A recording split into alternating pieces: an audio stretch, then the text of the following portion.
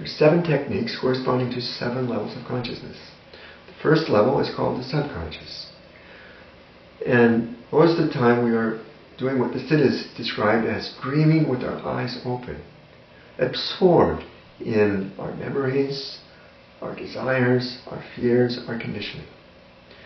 So it's a little bit like going down to the basement of the house, opening up the windows, letting some fresh air in, and letting go of all the dust, accumulated conditioning from our past, our memories, our fears, our traumas, things which have been difficult for us in the past, which continue to direct us in our life. This first meditation technique is the foundational practice, which enables you to let go of the past conditioning. As a result, you begin to see your path more clearly.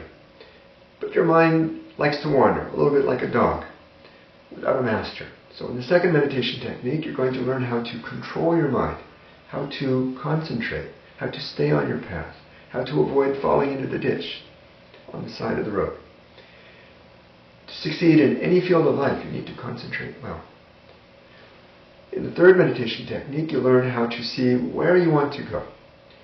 You'll go beyond being a dreamer, and you become a visionary. A visionary remains faithful to their dream. So what's your dream?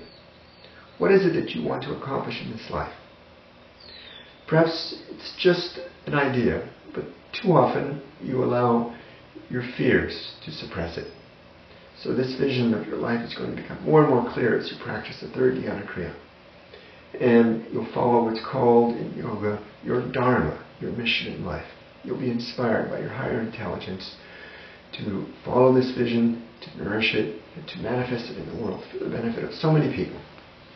In the fourth meditation technique, you learn how to develop your intellect, which is your reasoning capacity, which is your ability to communicate, to understand, to analyze problems, and to resolve them. In the fifth, it's a wonderful tool to solve so many problems, but you can't solve all of them, unfortunately, with the intellect. Fortunately, you have higher faculties, like intuition, the psychic, and the superconsciousness. Unfortunately, you don't know how to use them.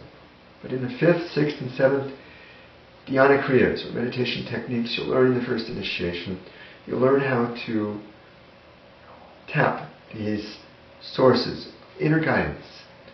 And in this way, you'll be able to resolve all the difficulties in your life. You'll be able to discover your highest source of creative intelligence. You'll be able to discover that wisdom self. The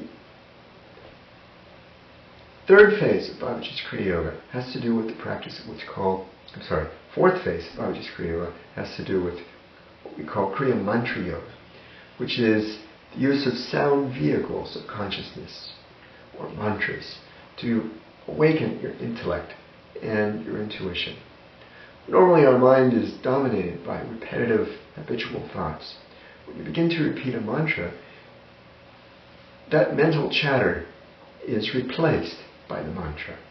And as a result, you create a vortex in which inspiration comes in.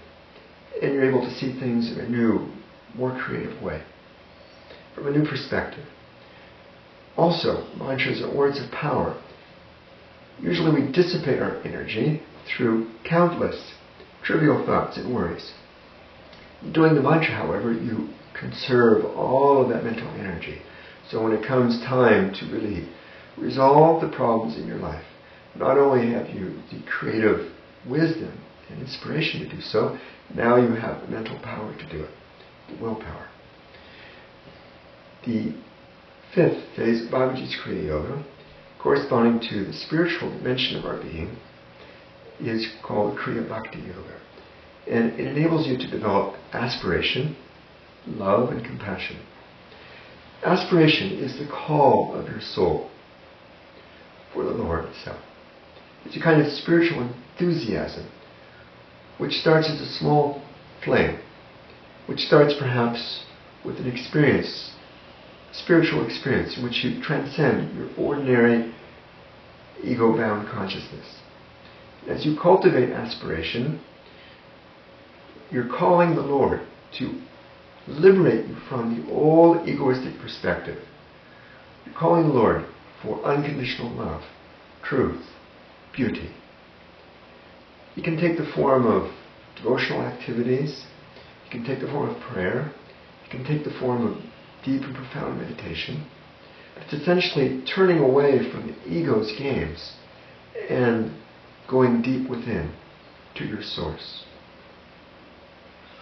As a result, you begin to have more and more spiritual experiences, which are like lights which blast through the curtain of ignorance. The ignorance which now keeps you in darkness. More and more you cultivate aspiration and bhakti and devotion, more and more the experiences come. And finally this curtain of ignorance which now hides you from the Lord falls, and you see the divine everywhere. You experience the presence of the Lord personally and impersonally in each and everything. Babaji's Kriya Yoga is therefore an integral yoga which has as its goal the transformation of yourself at all 5 levels. Its goal is not merely to leave this world and go to a spiritual heaven. It's not merely to have moksha or liberation from the cycle of rebirth. Its goal is transformation of your human existence, physically, vitally, mentally, intellectually, and spiritually. Namaste.